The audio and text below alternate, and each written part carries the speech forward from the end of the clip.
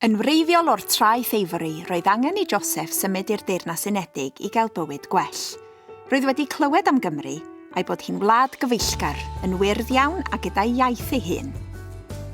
Roedd yn siarad 7 iaith yn barod a phenderfynodd ddod i Gymru i fyw, ac o fewn ychydig ddyddiau i gyrraedd yma, roedd wedi cofrestru am wersi Cymraeg yng nghanolfan Oasis i ffoaduriaid a cheiswyr lloches.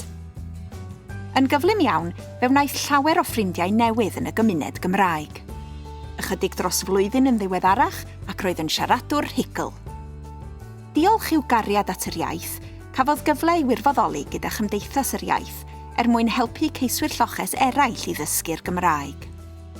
Heddiw, ar ôl bod yn dysgu Cymraeg am 2 flynedd, mae'n rhan gwbl naturiol o'r gymuned Gymraeg yn y brifddinas. Mae dysgu wedi ei helpu i berthyn i'r wlad brydferth hon.